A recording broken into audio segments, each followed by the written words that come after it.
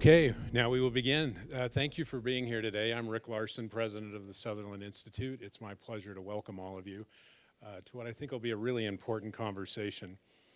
This series of events is designed to facilitate in-depth and respectful dialogue.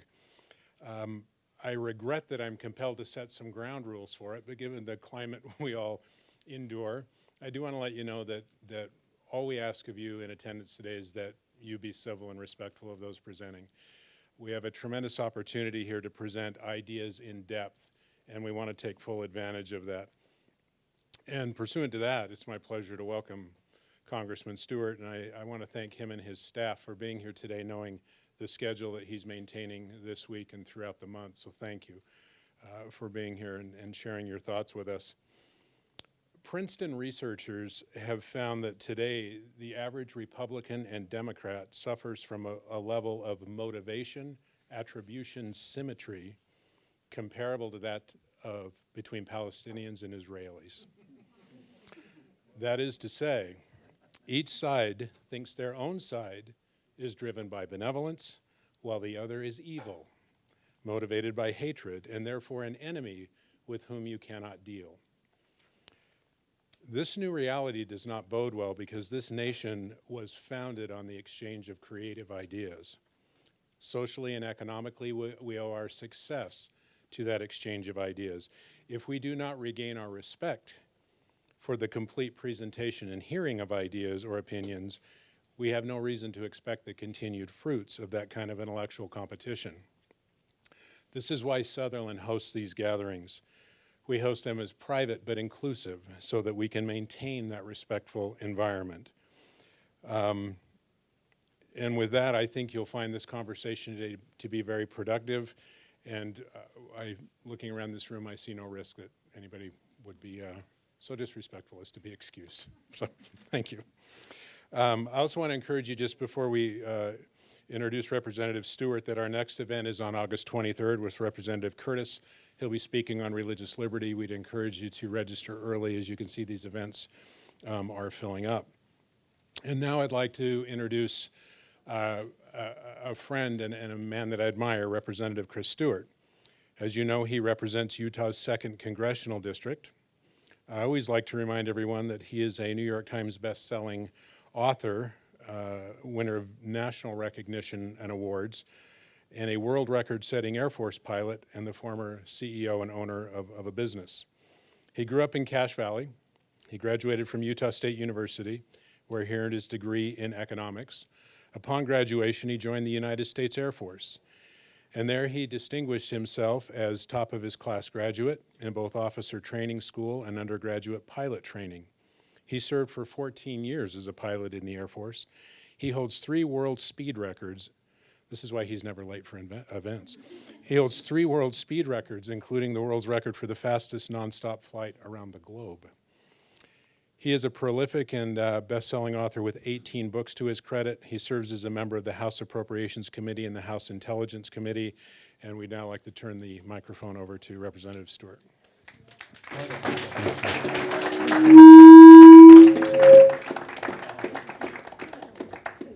Okay, so this is on? Good, good. Hence feedback, yep. Rick, thank you so much for the invitation and for your friendship and for your leadership, as well as other friends in the room, for your leadership in this great institution. Sutherland is a gem for not just political thought, but economics and culture and religious freedom and many other things. And we're just grateful for your leadership. So it's good to be here. I appreciate the tone you set. As they were saying, we don't want people here who are going to be hissing and booing. My family's not here, so I think we're okay with that because they're often my worst critics. And I'd like to recognize Gary Webster, my district director, who is with me here today. I'm going to be respectful, and I feel like that's really part of my personality. It's part of my responsibilities. On the other hand, as well, I have to tell the truth as I see it. And some of you may agree and some of you may disagree. And when we get to the questions, we can certainly have a dialogue. But at the same time, on this topic particularly, I feel like I have to be honest with people and just call it the way that I see it. But again, I'm not going to be abrupt, and I'm not going to be certainly rude or abusive in any way. But I will be as honest as I can. You see this tie that I have on? I have a story about this tie, and I'm going to come back to it. When I was first elected to Congress, I had my first opportunity to be on national television. Oh my gosh, my staff was nervous. I was a little nervous, but not as nervous as my staff. And I thought, man, they really think I'm going to screw this up. Or they're worried for me. And I came in, and my chief, my good friend Brian Steed, he looked at me and goes, well, where'd you get that tie? He says, that's an ugly tie. You can't wear that tie. I was like, dude, I paid like $80 for this tie, which for me is a lot of money. I said, this is the nicest tie that I have. He said, no, you can't wear that. And they made me change, and I put on his tie. It's like, okay, I'll put on your tie. And I went and did the thing, and I thought it was okay. The next day, I came in with this tie. And they said, one of them said to me, now see, that's a good-looking tie.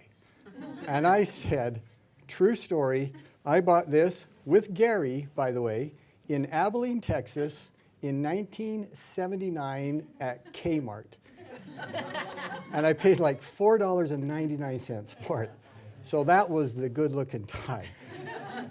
Now, my point in that is this. We have different opinions on things, right? And some people look at the tie and they may like it or they may not like it. And some of us look at the political world and we have certainly different views on that. Socialism is something where there's different opinions, and we're going to talk about that. But again, all I can do is say the facts as I see them, and we'll try to sort through the opinion to where we actually talk about reality. And that's what I'm going to try and focus today on, is some of the reality. When I was a pilot in the Air Force, and I was so proud to serve, and I loved my time in the Air Force. And many of you have heard me say this, these are not my Air Force pilot wings, these are my father's. And I wear them almost everywhere I go when I'm working.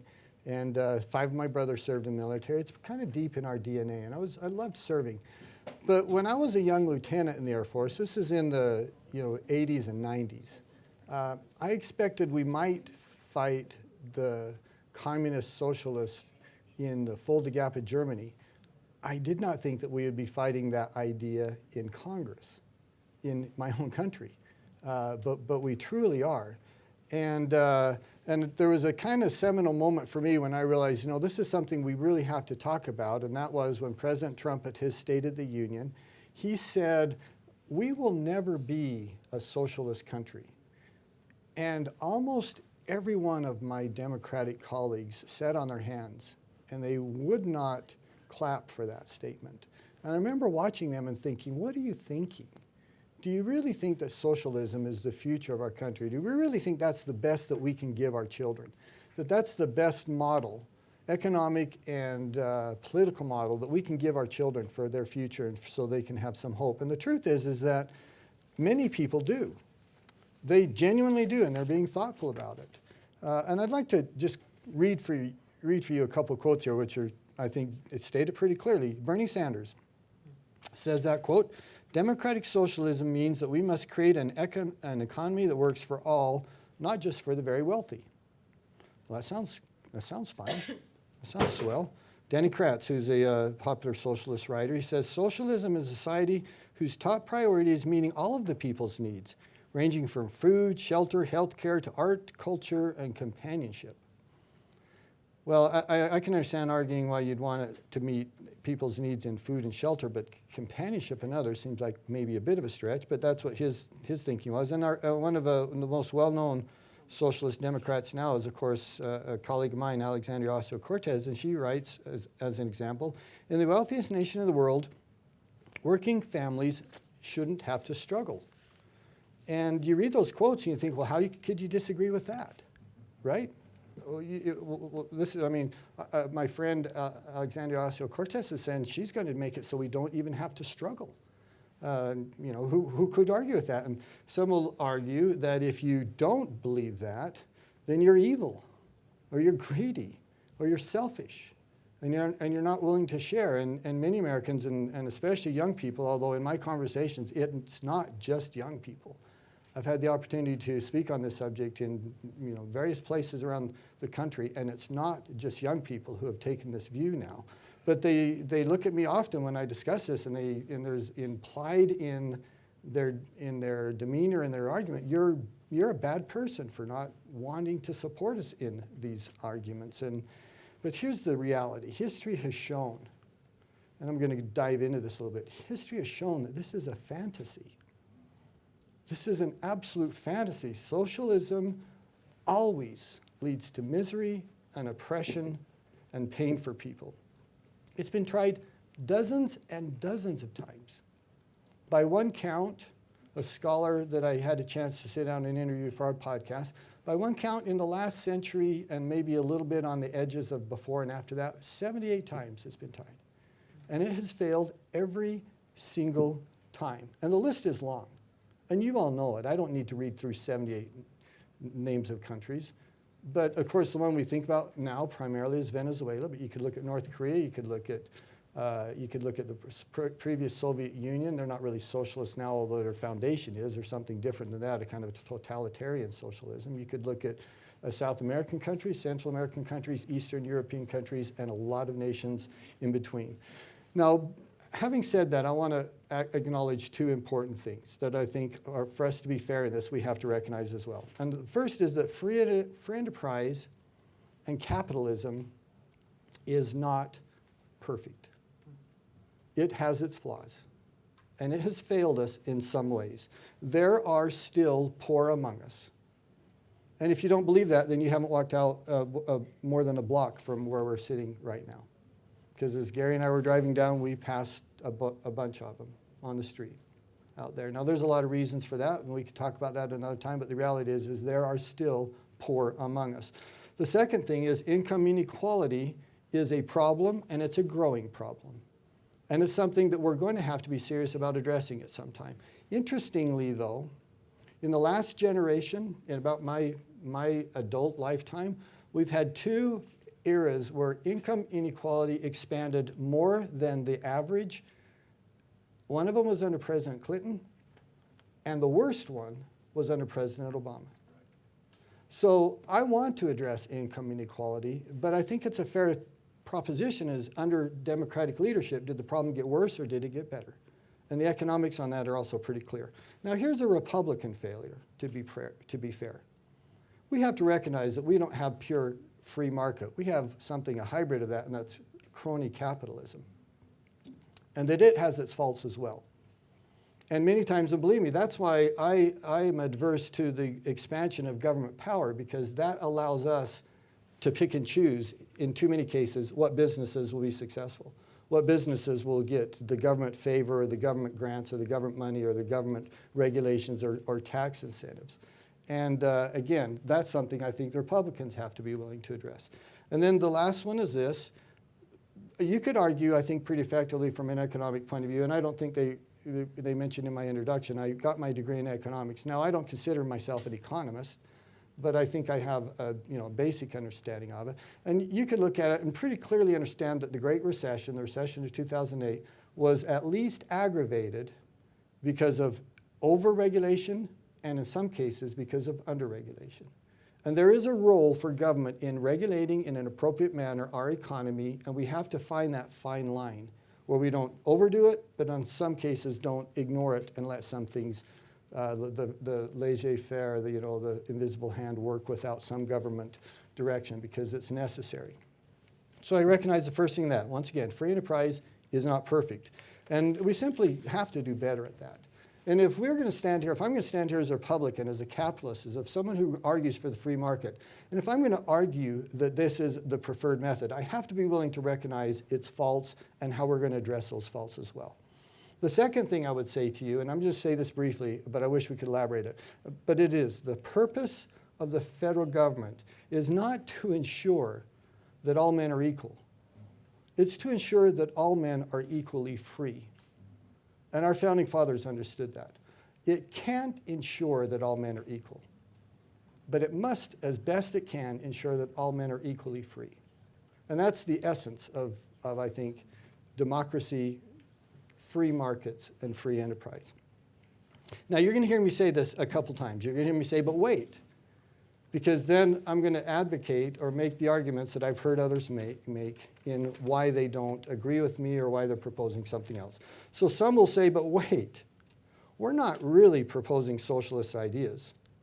And that's been true to a fair degree up until the last maybe couple years with Senator Sanders, but certainly in the last 6 months, which I'm going to elaborate on in a moment. They've said we're not really suggesting true socialist policies or programs. Kind of true up until the last 6 months. Absolutely demonstrably untrue now, as I will show you here in just a minute. And the second thing they'll say, but wait, this is not really socialism. Not by the classic definition. And the classic definition of socialism / communism, and there is a difference, there's a difference of degree. But that's where you control the means of production. That's the classic ultimate definition of socialism. I say we're not suggesting that, but there's been this real dramatic kind of a breakthrough in the last, I don't know, a couple generations, maybe in the last 50 years of political thought. And that is, they've discovered something critical that they could accomplish, and it was something new, and it opened the door for them, and that is you don't have to have legal ownership of something. You don't have to control the title to a business or a means of production in order to control it. You can control it through regulation, you can control it through the administrative state, and you can control it through the tax incentives or disincentives. And you don't have to own a business if you can ultimately tax its profits. And in some cases, tax its profits, as some have suggested, at 80% or 92%. That's essentially owning and controlling the means of production if you can do that. And it also has this one other great benefit by this process, and that is it allows them deniability. Because as they implement these regulations or these authoritarian administrative decisions or tax policies, and it causes the enterprise to fail, which it will, they can say, well, it wasn't us. This is capitalism's failure. See, look, capitalism failed here. Well, it failed because of the heavy-handed government, but allows them to have the benefits of it, but never the accountability. Because if they owned the enterprise, they would be accountable for its failure. By them not owning it, they can point the finger at capitalism, say capitalism failed, we just regulated or taxed it. And that's an important thing that we're seeing again and again in the modern world.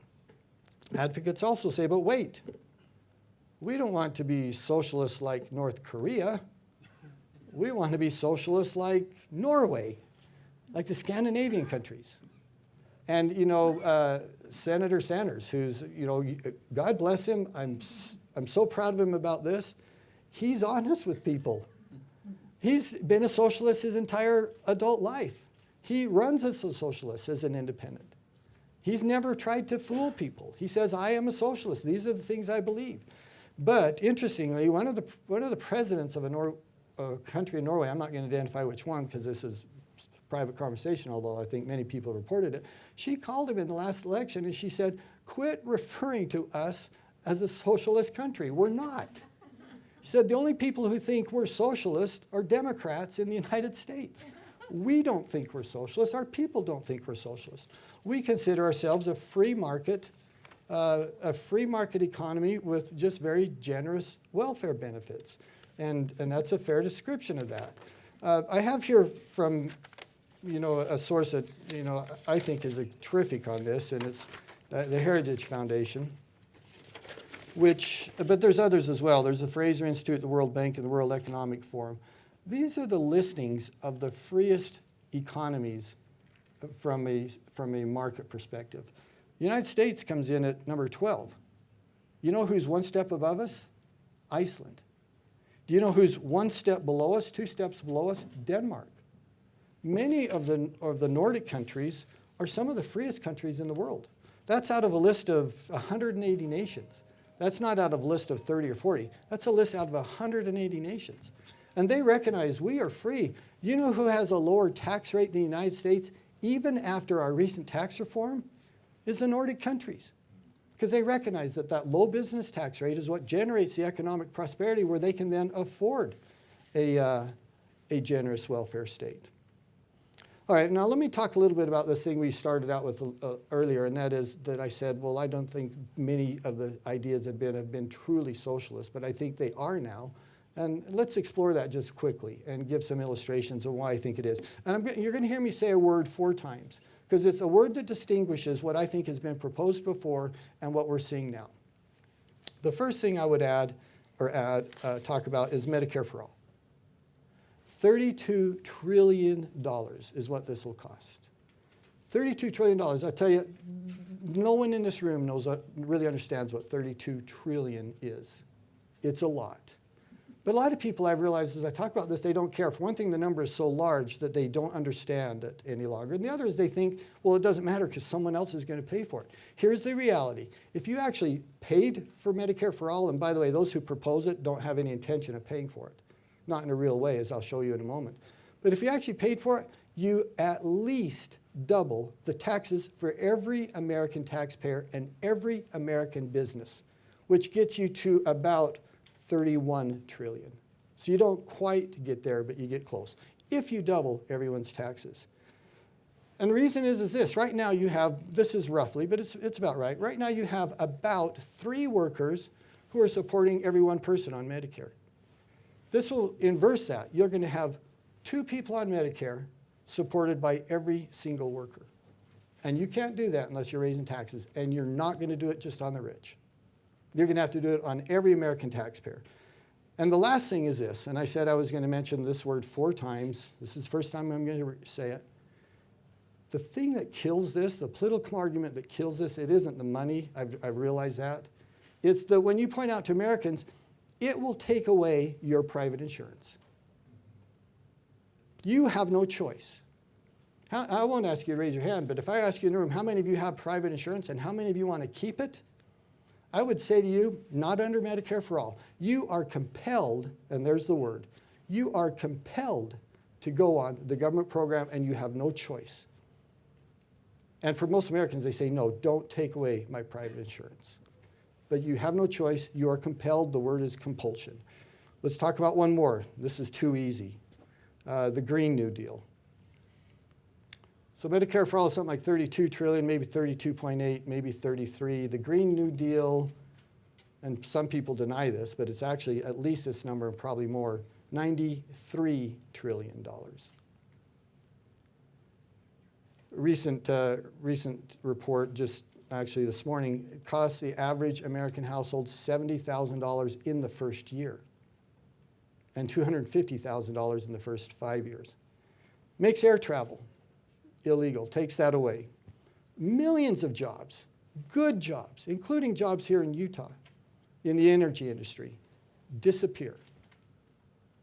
They go away overnight. If you have a car, I drive this 1999 Ford F-150. I've had it since it was new. I love that car. Truck, sorry. My truck would be offended that I just called it a car.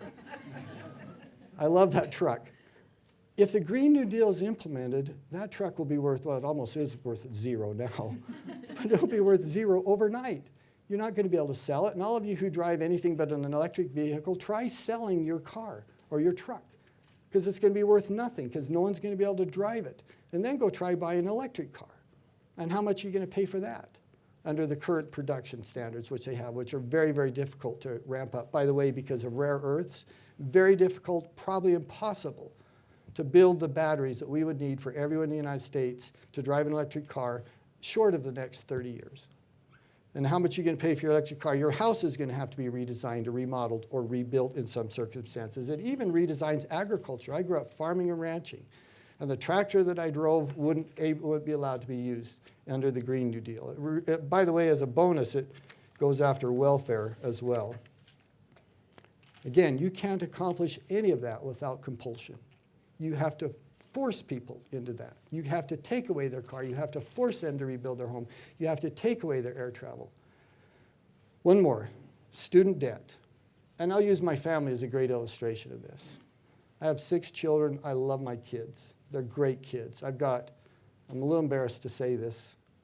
I have 3 attorneys in my family. One of them's in law school right now. I have a doctor. And one of my sons is an electrician.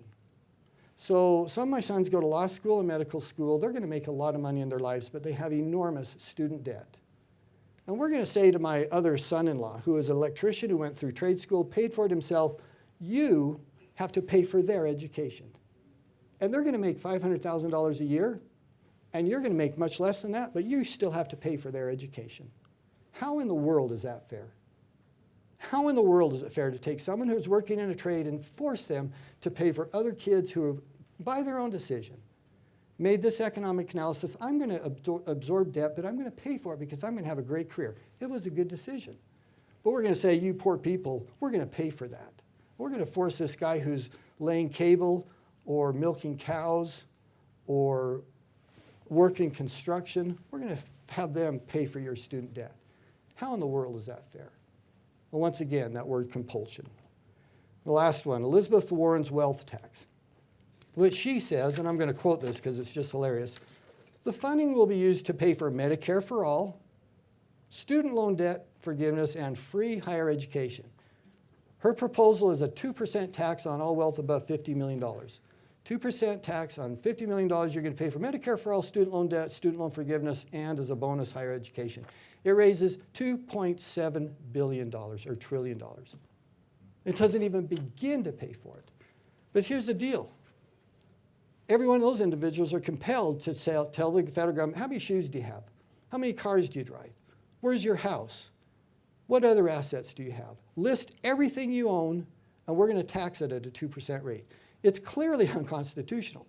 The Constitution allows you to tax income. It never allows you to tax what everyone owns, their wealth, their assets. And I'd love to see the court proceedings on that. And it's a fantasy anyway. It's $2.7 trillion. And once again, those individuals are compelled to reveal everything about their lives, every asset they have, in order to comply with this. Last thing, this is worth making, and this point is worth making. I got to go quickly. Okay, I'm going to tell us, but I got to do it real quick. When I was first in Congress, I was sat on the Science Committee. And I was actually chairman of one of the subcommittees there. And I had an individual, he's a very famous author. He lives in the UK. He's a scholar at Cambridge, et cetera, et cetera. He's an atheist.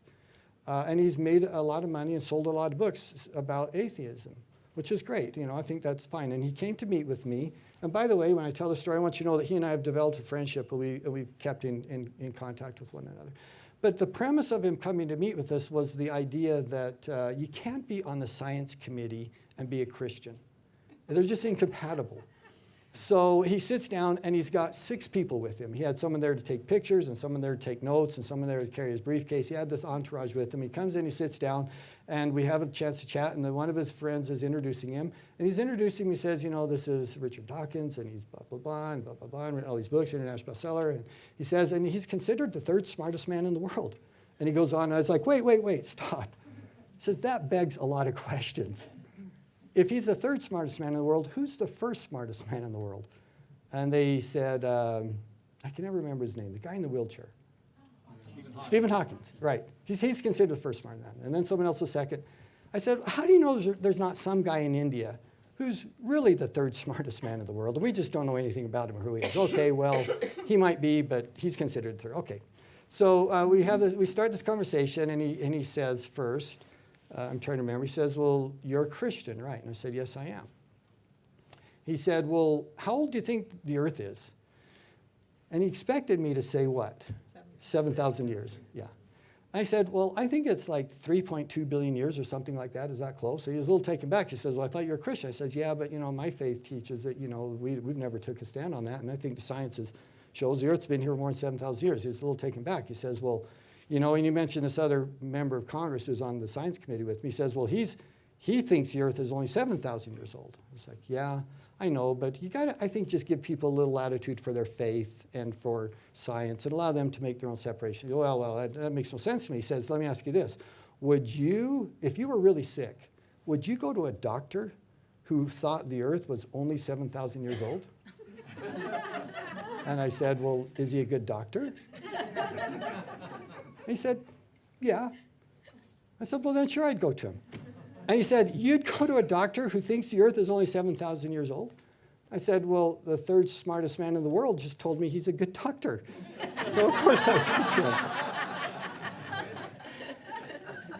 And my point is this. Many times now, people look at the failures of socialism and they say, yeah, but we're smarter.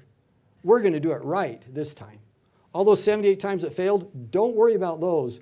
We're going to do it right because we're smarter. And I don't care if you get the third smartest man in the world, there's still enormous fundamental, institutional, structural challenges to making this work for people. I'm going to close with this. Benefits of free enterprise and capitalism. In my lifetime, and I know I'm not young any longer, so it's been a few years, but in my lifetime, free markets have lifted at least 2 billion people on this earth, 2 billion people out of abject poverty. Something like 375 or 78 million of them in India alone just since the mid-90s.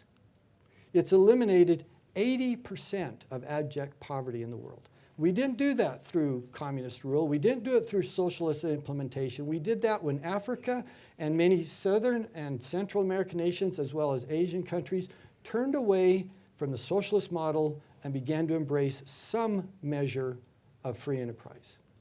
That's the outcome of that. And it's hard to argue with that. One other argument I'd make. When was the last time you bought a product from Russia? It's probably been a while, if you ever have. When was the last time you bought something from China that wasn't built with technology stolen from the US? And my point is this, the free markets create this brilliant innovation that's just demonstrably apparent. The innovation in the last 100 years or more, but particularly in the last 20 or 30 years, or my lifetime, have clearly come from the United States or something similar to the United States that fosters and promotes innovation. And how that has bettered our lives, or I would argue in some cases challenged our lives, because I think these are social cancer, actually. But that's a whole nother topic. And then maybe the most important point I can make on this, and then I'll end. The most generous people in the world are Americans. We have blessed so many people's lives through our generosity. There's not another country that comes close to the generosity that we provide and share to other people. We cannot do that. No nation can do that if they're broke. And one of the enormous benefits, I would argue, the most important benefit of free enterprise and the efficiency and the wealth that it's created, it has allowed us to facilitate humanitarian efforts around the world, and how we've been able to help others. I could go on, but the choice between this, and I think the choice between this is really clear. It's a choice between an imperfect system that has enormous benefits and abject failure. And the imperfections of this program cannot detract, or should not detract, from the success we've had and the contrast with the failure of the other option. Coming back to my tie, some people like it, some people don't. It was only $4.99. That's an opinion.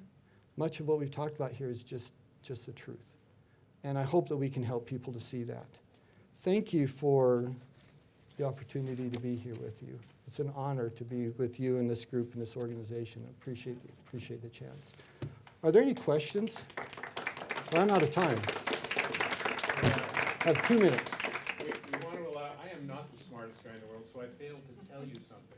If you have questions, you have a card and pens that have been passed down the row. If you pass them to the end of the row, and we'll go through them. And we have a few that have already come to the end of the row that will give you time to formulate your questions. So, I took too much time. Do we have 1 or 2 minutes? No, we'll take. Someone yelled yes. 1 minute. We'll take a few minutes. Interesting question. Is it worth making a distinction between democratic socialism and socialism?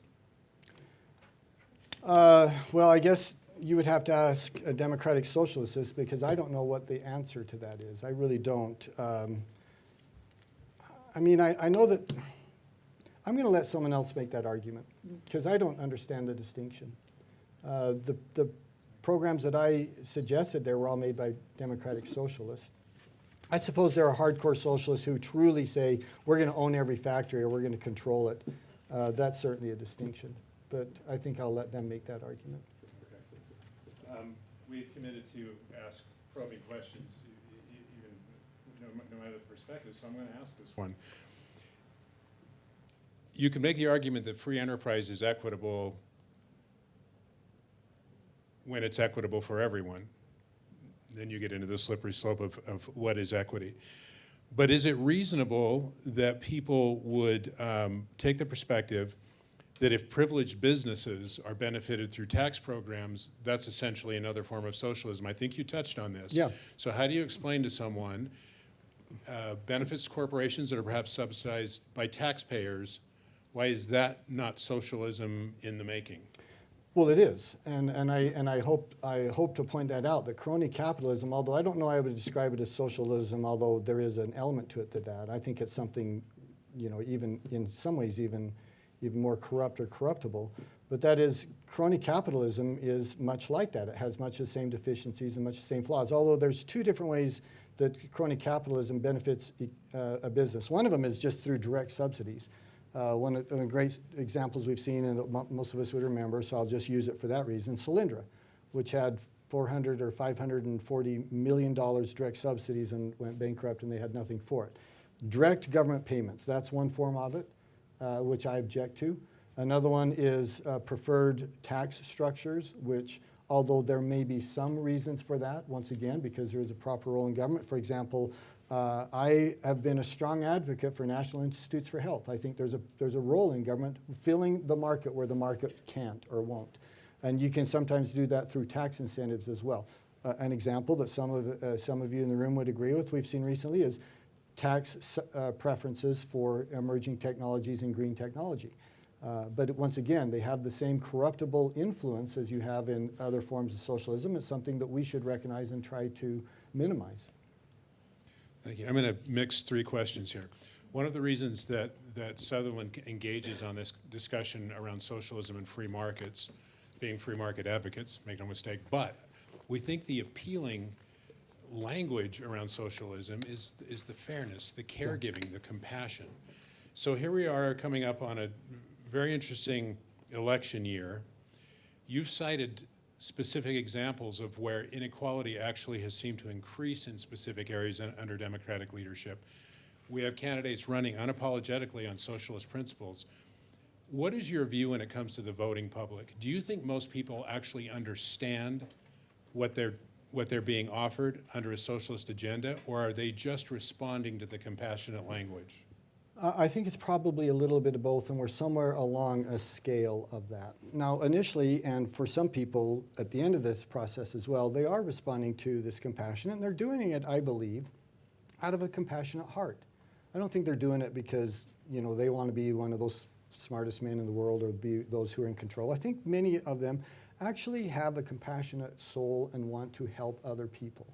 And I think, to be fair, we need to recognize that they're not being nefarious or evil intended in this. But on the other hand, if you want to help people, then let's be realistic about the best way to help people and what works and what doesn't work. Because if you really want to help people, it can't just be words. It can't just be an idea. It has, at the end of the day, actually do something for those people. So that's one scale. And then I think some people, along as we have this conversation, we'll begin to realize, well, I don't think that is the best way forward, and I think I would look at something else. And maybe what we have now, we should modify it and adapt it and make it a little better, but we shouldn't throw it away. And my view on this is the American people. Gosh, I'm going to make a controversial statement here. I'll try to do it carefully. My relation with President Trump is like a lot of people in the room.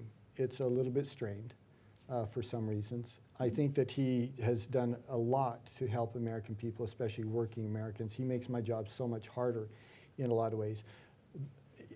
His demeanor would, in normal circumstances, make it hard for him to be reelected, I think, except for two things. One is he can really point his finger at some success. And the second thing is he probably wouldn't have been elected in the first place were it not for Hillary Clinton. She just was a bad candidate. And I think my thought is that the Democratic friends and colleagues may choose someone who gives him that same argument, and that is they're going to advocate for policies that most Americans just won't accept, this being one of them. And so you ask me politically and where the electorate is, I don't know. We'll see in 2020. We'll see in 15 months. But I think it's a nearly impossible argument to make for some of these things that we've talked about today for most Americans. This may need to be the last, this will be the last question. And you've referenced this a little bit. I'll ask you to go a little deeper. Somehow the debate turned between capitalism and socialism as opposed to improving capitalism. Crony capitalism, I don't think there's anyone who raises their hand in support of crony capitalism or corporate welfare. But where do you begin to make the argument that let's not abandon those principles, let's improve on those. Let's reestablish virtue in capitalism. Where do you begin? Yeah, so I actually think there's a good news and a good answer for that, and that is that we really tried to do that in the recent tax reform for a number of ways. One is to align our corporate tax rate with competitive nations around the world, make us more competitive. And that's often been talked about, reducing their tax rates for all Americans as well, and the vast majority of Americans have benefited from that. That's just an economic fact. Something like between 89 and 92% of Americans got a tax cut. But part of that was to simplify it as well, and to do what's implied there in your question, to eliminate some of those distortions in the market because of tax policies, which some of them were generations old, and had completely unintended consequences. And one of the benefits of tax reform and regulatory reform, because they kind of go hand in hand, is to remove that heavy hand of the government and allow the markets to work in a more free way rather than being distorted because someone came to a congressional office and convinced a group of senators and congressmen to prefer their industry or to prefer their undertaking and what they're doing economically. Once again, thank you. It's been an honor. Let's thank Representative Stewart.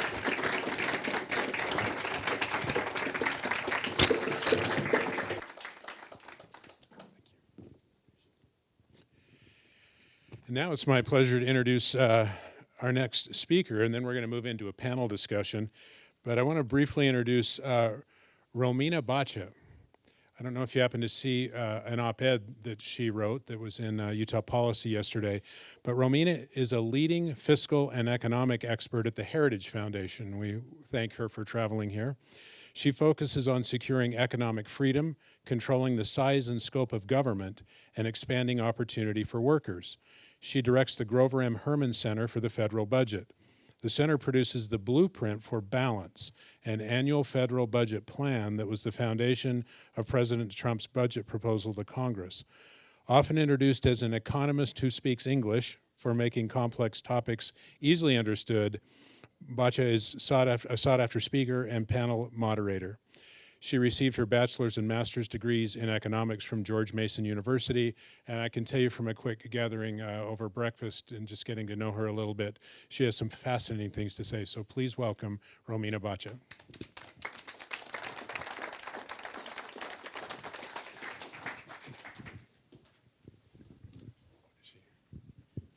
Thank you. Polls in recent years tell us that a majority of women, millennials, and Democrats now hold a favorable view of socialism. And among all Americans, about 43% hold that favorable view of socialism. But there's some good news, because Gallup also took a close look at what exactly do people think that socialism means. And it turns out only about 17%, or 1/7, of Americans think that socialism means what it actually means, which is government control or ownership over the means of production. So if that's not what people understand under socialism, what do they think it means? About 1/3, and this was the most cohesive argument that people presented because folks were all over the place, but about 1/3 thinks that it has to do with equality or caring for others. If there's one person, a French philosopher, who understood America at its core better than anybody else, it was Tocqueville in his book, Democracy. And he once criticized socialism during a speech to the French Assembly in 1848, and this was concerning the question of a jobs guarantee. Sound familiar? He argued, "The first characteristic of socialism is," and I quote, "an incessant, vigorous, and extreme appeal to the material possessions of men." That's where you get higher wages, Medicare for all, pay even for people who don't want to work. And you'll see these underlying tones in many of the claims made by socialists or democratic socialists today. By the way, I think that democratic socialism is an oxymoron, because you might get to socialism by democratic means, by people making the mistake of voting for socialist politicians and voting for socialist policies. And that's what happened in Venezuela. They actually voted their government into power. But once you have socialism, once you get socialism, there's no more democracy left, because the only way you can enforce it is by totalitarianism, by coercion. And if that's anything, it's undemocratic. But back to Tocqueville. The second trait, always present, Tocqueville said, is an attack, either direct or indirect, on the principle of private property. And wealth taxes are one example of that. But we also heard that from President Obama. You did not build that. That's the idea. And the third trait, according to Tocqueville, is a profound opposition to personal liberty and scorn for individual reason, a complete contempt for the individual. The idea there is that people cannot be trusted, that left to their own devices, they will make bad choices. And so we should relieve them of those choices in the first place. Now, today's democratic socialists, if you think of Bernie Sanders, Alexandria Ocasio-Cortez, which you mentioned, they try to distance themselves from countries like Venezuela or Cuba. They say that this is not the kind of socialism they have in mind. And thank goodness. Because if you look at Venezuela today, among the people that haven't managed to leave, to flee their own country, leaving behind everything they know and cherish, among the people who are still living in Venezuela today, 9 out of 10 are living in poverty. And here's a statistic that's going to make everyone who's on a diet jealous, but it's really quite horrible. People in Venezuela lost an average of 24 pounds. 24 pounds in just 1 year. They are literally starving to death. That is what socialism delivers. But democratic socialists in America are telling us, no, don't worry. We're not trying to kill the golden goose. We're just trying to channel market forces in a more socially equitable manner. That's what they claim. Because capitalism, according to them, has become too greedy and has resulted in terrible excesses. Inequality supposedly is on the rise. The poor aren't getting ahead. And that's why we must overhaul completely our economic system so it can be more fair and equitable. Policies from a universal basic income to job guarantees to paying people who don't want to work. That was a leak in the Green New Deal, but we know where they're trying to head. We're told, give shape to these aspirations. And left to their own devices, greedy capitalists will destroy our planet in 12 years. 12 years. But the Green New Deal will save us, so they proclaim. So what are we looking at? In many ways, it's a more subtle, incremental socialism than what we used to in the past, where socialism was a cry for a revolution. Today's socialism is sold to us as generating more social justice, protecting our planet, and caring for the vulnerable. Who could be opposed to that? And so, as was mentioned before, they point to market-driven nations like Sweden and Norway as examples. I actually was lucky enough to visit Sweden last year. Sweden right now is 18th on the Heritage Index for Economic Freedom, and in fact, they have a freer economy in many ways than the United States does. For one, they have school choice. They also do not have open-ended entitlement programs that are bankrupting our country here in the United States. They actually put their pensions and health programs on a budget. So they also protect property rights in significant ways, and they actually have a more consolidated banking sector than we have in the United States. So yes, they do have a generous welfare state, but it's on a budget, and they are very much a free market economy. But the wealth-generating properties of markets are really not so much in question today. Instead, the question is our system distributing the gains from our free enterprise system equitably?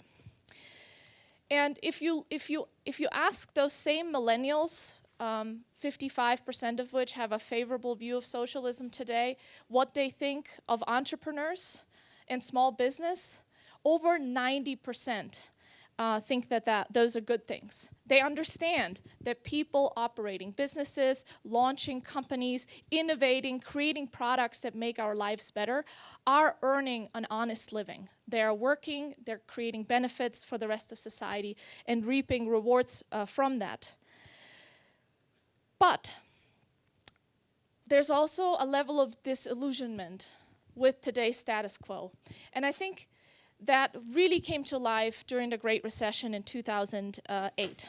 And that was that people thought it was fundamentally unjust that the government was bailing out big banks and traditional industries like US car manufacturing, as average Americans suffered, losing their jobs, in many cases losing their homes, and seeing their savings eroded in a giant stock market crash that they didn't understand exactly where it came from.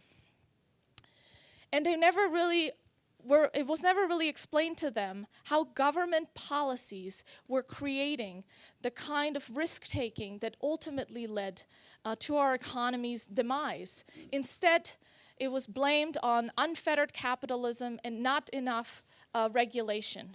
And so that's what people came to believe. But I think that what we did is we offered a wrong diagnosis and therefore inaccurate responses to dealing with this issue that the system is rigged in favor of entrenched special interests that is leaving newcomers and vulnerable populations behind. So what are we doing about that? I think what we need to do is we need to offer a positive, concrete, actionable agenda to enhance economic mobility and unshackle entrepreneurship. And in part, we must do this not just by pointing out the wealth-generating properties of the free enterprise system, though that is very much the case, but we need to appeal to men's higher virtues, not just to men's material needs, because socialists, while they promise many programs that appeal to men's material needs, they also pull at our heartstrings. They appeal to us from a sense of compassion, which we all feel. We strive to fight for what's good and right. It's our human nature. We seek a sense of purpose and social connections through families, at work, and in other aspects of civil society, such as churches and community groups. And in our hearts, we know that the state really cannot replace loving families, nurturing homes, and caring communities. The companionship that the state wants to offer us is very empty indeed. Our most human needs ultimately are best met in intimate and personal settings. And problems, and we have them all, they are best addressed closest to their source. What we do know, however, is that government can crowd out those effective institutions of civil society that provide those caring and nurturing environments. And that can lead to calls for more government because those civil society institutions are disappearing. And there are bad policies that are leading to those outcomes, such as marriage penalties in the tax code that is discouraging people from family formation, and a welfare system that is contributing to the breakdown of basic social functions and creating pathologies that are not inherent to the free market system, such as intergenerational poverty that are furthered by those very government policies.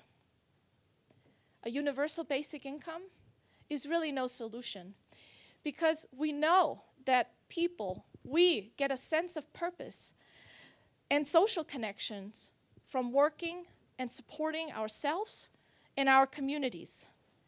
That kind of satisfaction comes from doing, not just having. A government check cannot replace that sense.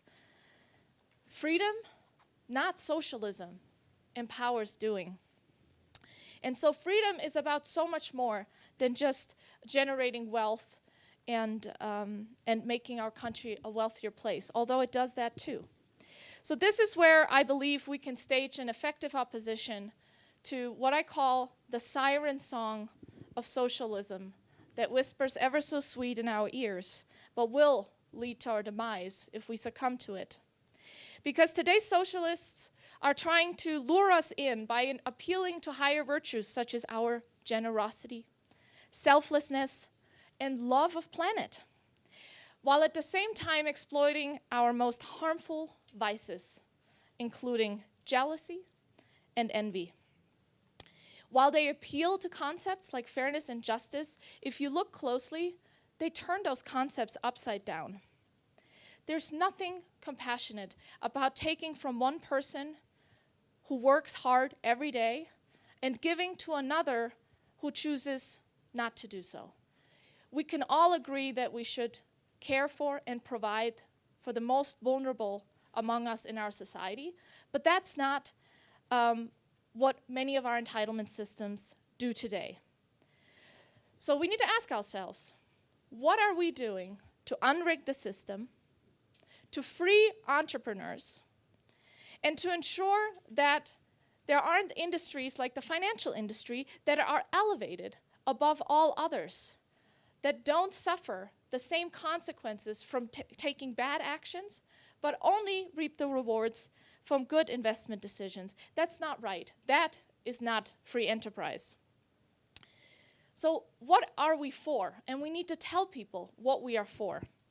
And I believe we are for individuals fulfilling their full potential. We are for serving each other in accordance with our own means and values. And we are for caring one another in the most effective means possible, but without generating permanent dependence. That means giving people a hand up, but not a permanent hand out. And we are for dismantling the most destructive aspects of the status quo that hamper creativity, entrepreneurship, and put barriers in the way of people, like the minimum wage that is keeping minorities and individuals with disabilities out of the labor force, or occupational licensing requirements that is keeping lower income individuals from becoming entrepreneurs and realizing their version of the American dream, using their skills and talents. That is wrong. So we are then for a new way, a freer way, where control and choice rests with individuals and communities, instead of government bureaucrats and cronies. Because in the end, this battle over socialism versus capitalism is really a battle over individual freedom versus subservience to the state. Let's make sure we fight for people. Thank you.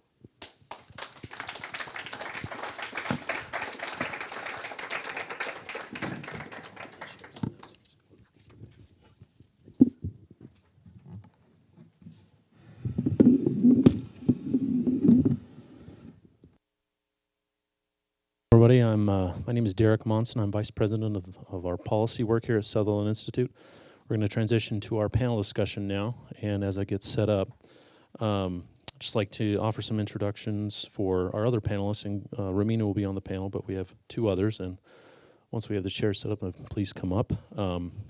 First is Representative Brian King, who represents House District 28, which for those of you who don't know, that's representing parts of the eastern side of Salt Lake City, which I believe includes the U, and then going up towards Park City, Kimball Junction area. And he is a Utah House Minority Leader in the Utah House of Representatives. He's also an attorney practicing law in Salt Lake City with a practice centering on plaintiffs who were improperly denied health, life, or disability insurance. He's admitted to practice before the United States Supreme Court and earned a JD from the University of Utah as a father of 4 daughters and a longtime resident in District 28. And he received the Utah Business Coalition Legislative Champion Award in 2015 and 2016. So you can come on and sit down. You guys can come on. Additionally, we have Natalie Gochner, who serves as an Associate Dean in the David Eccles School of Business and at the University of Utah, and is Director of the Kim C. Gardner Policy Institute. She served in the administrations of 3 different Utah governors, Governors Bangerter, Leavitt, and Walker, and was a political appointee in the George W. Bush administration. She authors regular columns in the Utah Business Magazine and the Deseret News, and co-hosts the weekly radio program Both Sides of the Aisle on KCPW. Welcome, Natalie, and thank you. So, as a reminder, again, as we go through this, we're going to do Q&A from the audience at the end. So if you fill out those cards, pass them to the aisle, they'll be brought to me.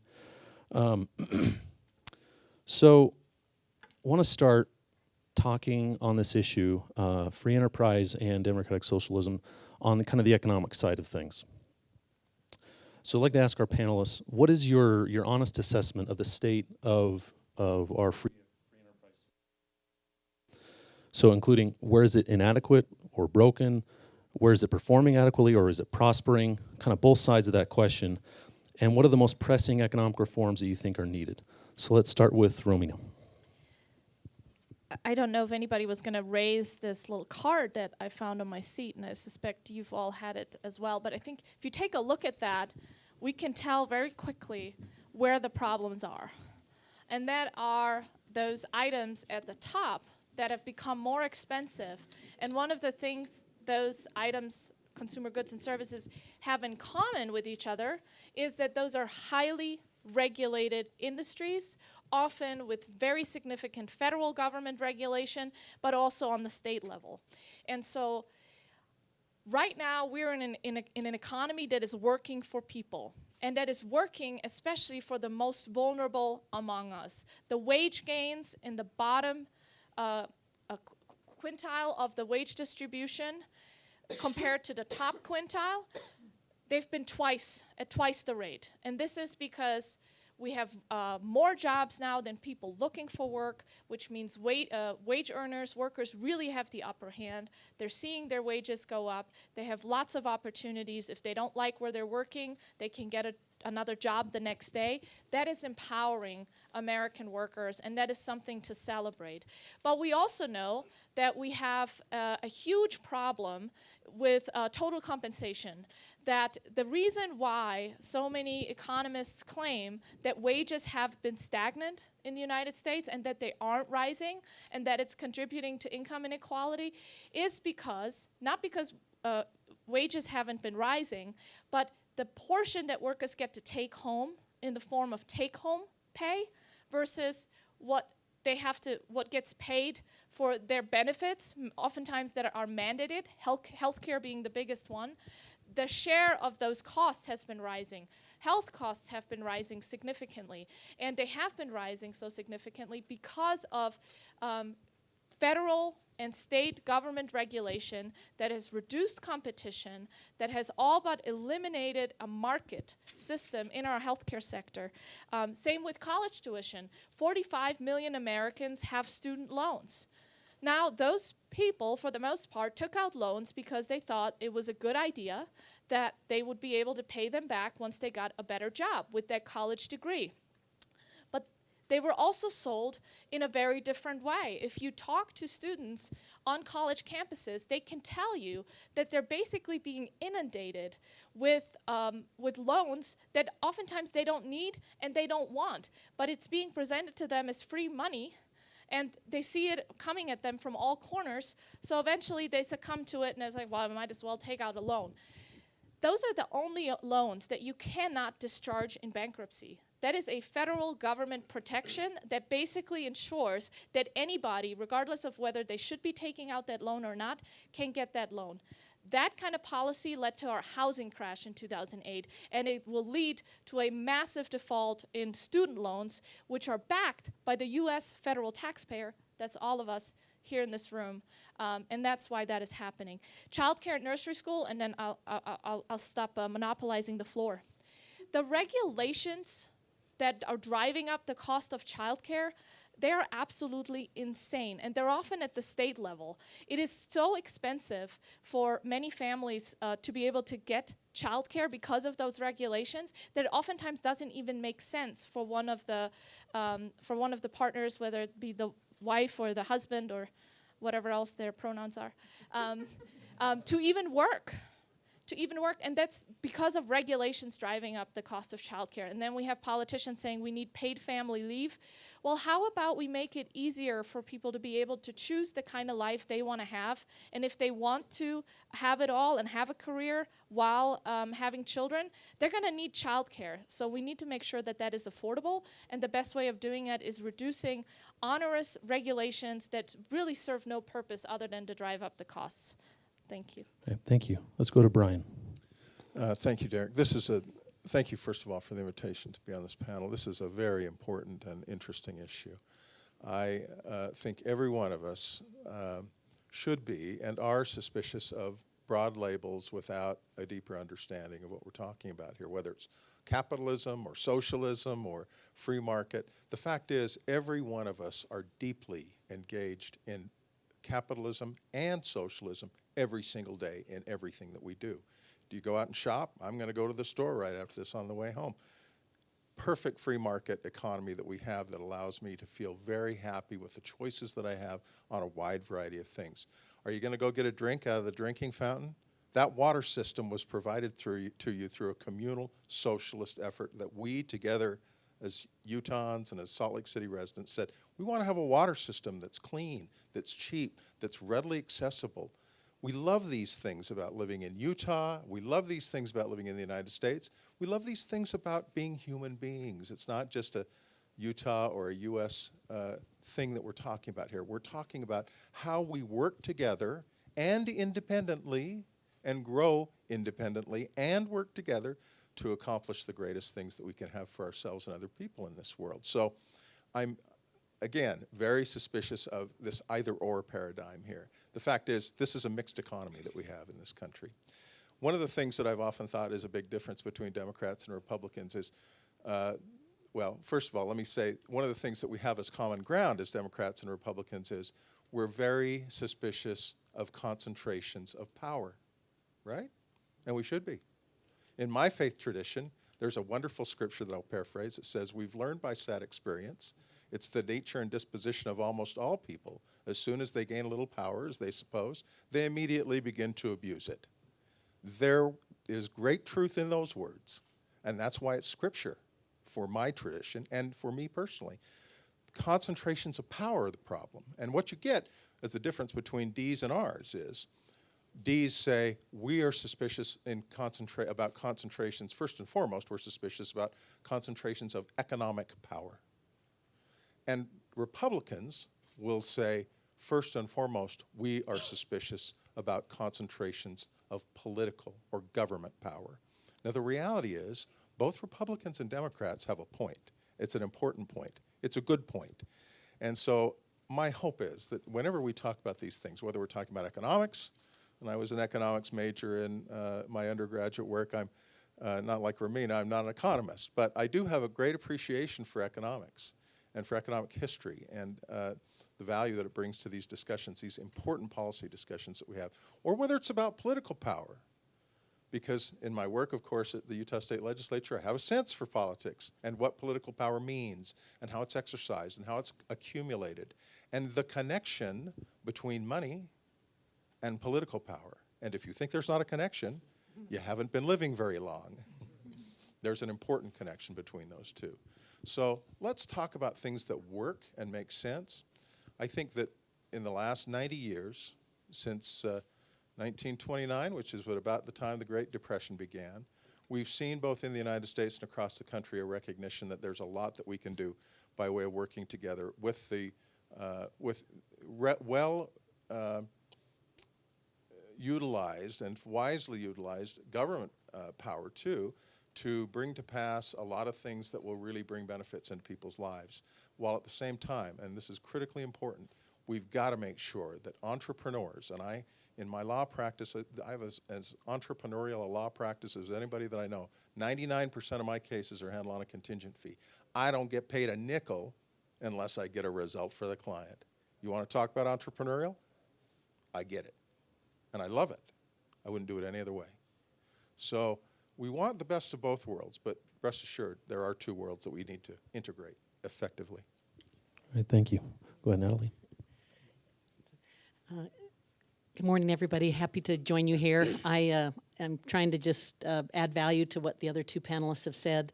You wanted us to comment on where free enterprise is not working, correct? Yeah, just kind of the honest assessment of the and system. I'll just by way of trying to make it an interesting conversation, I'm ideologically quite aligned with Romina in how I think about markets and how I think about how we maximize wealth in our country and in our world.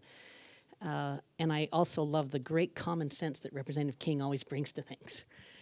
As I say that, let me just put a local lens on this by saying that right now in the state of Utah, we do have some places where the market, let's not blame it on the market, where things are not working. And some of it's government and some of it's market. And the two that I would point out are we absolutely have a housing shortage in this state. It's bordering on a housing crisis. Where people, particularly young people, cannot get into the housing market. And that's a supply and demand issue. There's just not enough supply of housing. And so we should think about why is that happening, and how can we solve that? And the other one I'll point out where things are not working is it's quite clear that this economy is leaving people behind. And we have the longest expansion in our state's history right now. It's as good as it gets in this economy. And you just spend a little time on the streets of Salt Lake City. You interact with a lot of the new college graduates that are trying to find work. And it's harder than it seems. And maybe that's part of why we're having this discussion about capitalism versus more government involvement. So as someone who just bought a home in December, I can verify the housing issues in the state of Utah. Someone with a young family, by the way. So follow up on that. So each of you mentioned various issues. I'm gonna pick a few and ask you to address what you guys think are the particular economic reforms that could help resolve the issues. So in Romina's case, I noted you talked about take-home pay, the amount of money people get to take home versus not because of benefits or taxes or things. In Representative King's case, you mentioned concentrations of power, economic and government power. And Natalie, you mentioned housing shortage and leaving people behind economically. So what do we do about those unique problems? Could each of you address those, starting again with Romina? Yes, so we need to reform healthcare in this country in a big way. And we have a concentration of power as well that has become worse since passage of the Affordable Care Act, as many of the regulations that came with that law drove up the administrative costs for hospitals and physicians, and have encouraged consolidation in that market. And that consolidation is reducing competition. And for a free market system to work, to be able to produce high quality services at affordable prices, you need that competition. And that is declining. And in many markets, Americans have no choices, but there's really only one health provider. And I think we need to peel back that onion and remove those regulations, and also stop concentrating so much power over our healthcare choices and the services that need to be provided to us in Washington. I think it would be better managed on a more local level, could be on a state level. That's what we see in countries like Sweden and Switzerland that provide very high quality health services to their populations at affordable costs. They aren't micromanaged at a central government level, and that's where we're moving to in the United States right now. So instead of trying to consolidate the entire healthcare industry and really ban private insurance, which is the alternative that's being proposed by the left right now with Medicare for all, we need to increase market competition, give more choice to individuals over their own healthcare dollars, and it starts with eliminating bad policies that have created this third-party payer system, including the tax exclusion when you get your healthcare from your employer that is not available to individuals buying healthcare in the individual marketplace. That is one important place to start. And programs that are centralized in Washington, let's start by block granting some of those funds to the states and giving states flexibility to manage their own Medicaid program. That will be the easiest one to do that with, and then see what works. We have this great country with all these different laboratories for innovation, and states are very different. They have very different population needs. Florida is very different from Utah or Arizona, and we should allow states to experiment and drive down costs and allow for more provider competition. So let's dig a little deeper on that. So I think you make a compelling case against concentrating power over healthcare in D.C. It's certainly one that resonates with me personally. One of the cases that was made for the ACA when it passed was the concentration of power within the private sector, insurance companies and things like that. And so if we're gonna move in that direction, maybe more localized authority and control, how do you then prevent that problem from happening? The concentration of, so basically the power concentration gets shifted rather than actually dispersed. It is quite ironic how so oftentimes laws like the Affordable Care Act are sold in terms of putting people in charge over corporations, and then the actual outcomes are the exact opposite, which is that the Affordable Care Act has actually increased concentration and market power by hospitals in the healthcare sector. And so we need to focus on actual consequences, not just intentions. And if you actually had a more market-oriented system, including moving towards health savings accounts, I think that's been a big innovation that we've already seen healthcare costs decline, that would create a more flourishing, vibrant market. The beauty of a free enterprise system is that we don't need bureaucrats or economists like myself to creatively think up how that market system would work, but it actually works itself out. And that's the beauty of prices and the beauty of free individuals making choices to benefit themselves that end up having great benefits for their neighbors and their communities. So we need to reduce the government regulation, really peel back the new rules that the ACA has imposed that have created this market concentration, move healthcare dollars out of employers' pockets back into the pockets of actual consumers. Health savings accounts are a great way of doing it, and then giving states more control over the populations for whom they provide certain services, including the most vulnerable populations, individuals with disabilities on Medicaid and low-income individuals. All right. Thank you. Representative King. Thanks, Derek. I want to dovetail off those comments from Romina because I do think healthcare is a good example of problems with concentration and the need to work together in a communal effort. So one of the things that I do, most of my job is representing folks who've had denied health insurance claims, mental health and those kind of claims. And I am very well acquainted with the way in which insurance companies operate. They're great businesses, they're very efficient in many ways, but they're a great example of the reality that a completely unfettered free market pretty quickly results in a fairly significant concentration of wealth. And I say that because health insurers, take a guy like me, 50-something, high blood pressure, a little overweight, doesn't get nearly enough sleep, engages in some risky behaviors at times like rock climbing and wants to go jump out of a plane. Most health insurers are going to say, sorry, you're not insurable, my friend. Oh, you want to pay what we'll charge you? Okay, we'll charge you a premium of $2,500 a month. How about that, Mr. King? You want to do that? That's the market reality for people like me. Now, if you say we're going to let insurance companies in the free market pick and choose who they want to insure, I can guarantee you it's going to be tough for the people who have the greatest need for health care to get access to it by paying a premium that they can afford. They can pay a premium and get it, but the older they get, the higher that premium is going to be. And did you know about 1/3 of our medical expenses are incurred in the last 6 months of life? Those are the expenses where you really have people who are uninsurable.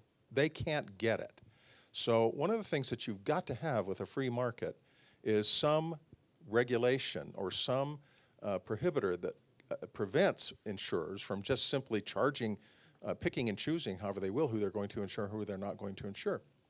It's a great illustration of the need to have a mixed economy, to have a free market tempered by government regulation. So you ask, Derek, where's the greatest concentration? It's not a coincidence, folks, that every first world country in the world, up until the ACA passed, except the United States, provides guaranteed access in one form or another to affordable health care for their citizens. Now, as Romina points out, there's a big difference between countries, rightly so. I like the fact that you've got a different method in Britain for doing it, which is more of a pure socialist system where the government owns both the means of production in terms of the doctors are employed by the government, they own the hospitals, everything. It's all in one piece in Britain. And you can say it's great in this sense, that sense, or the other sense, and you can say, oh, it's horrible in this sense, that sense, or the other sense. There are things that you can say both good and bad about it. Switzerland is quite different. They're much more saying to people, you have the obligation to get health care and health coverage. You can do it through a lot of different private enterprises, health insurers. And then you have other countries like Sweden and the other Nordic countries and Canada, and I mean, you know, we can go down the list. But until the ACA passed, every one of them but the United States provided some ability to say, you've got to, we're going to make sure that you have access to affordable health care. Because the option, if you don't provide that, guess who pays for this, folks? Everybody sitting in this room does. Because we don't, it's a good thing that we don't allow this, but we don't allow people to die on the sidewalk without assistance. We pick them up, we take them to the emergency room, we make sure that they get what's necessary to, if possible, save their lives. That's a good thing. Everybody in this room thinks that's a good thing. But if you think it's uncompensated in total, you're crazy. It is compensated by the people in this room in one form or another. So let's come up with a more efficient method of providing affordable health care to people that allows for preventative care and allows for care that makes it less likely that they're going to have these acute conditions of people who are suffering with homelessness, as Natalie refers to, on the street, and don't have any access to health care until they have some silly toothache that causes an abscess that if they got dental treatment a month before, it could easily and quickly have been taken care of. But instead, they end up sitting in the emergency room and in the intensive care unit for 2 weeks, costing us and themselves a bundle of time, money, and pain. So that's, I think, the best way to go. Hey, Representative King, I want to follow up on some of that too. Yeah, a deeper dive on the regulatory comments you made. So I think that, there's a case to be made. I think actually Romina commented on a little bit that when you establish regulation, it can actually potentially create more concentration of power because, say, bigger companies can afford compliance costs, smaller companies can't. They go out of business. So how do you establish that regulation without actually increasing the concentration of economic power? This is a great question, and it's a great challenge. Ramina's absolutely right. I mean, excessive regulation creates barriers that result basically in corporate welfare.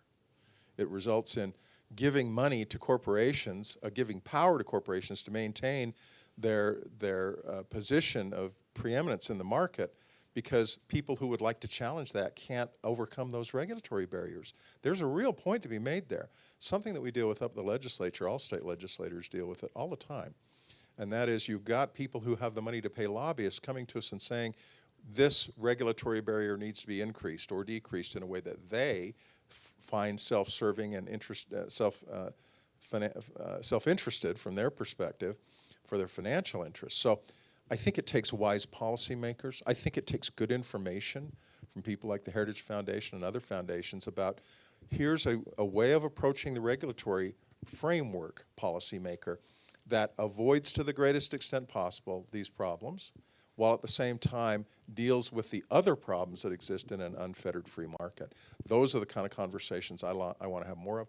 Natalie over at the Kim Gardner Institute is a great resource for this kind of stuff. I'm sure Romina with the Heritage Foundation is. And so my perspective as a policymaker is, come on in and tell me what you got to tell me. Just give me the straight scoop without you being self-interested in some way.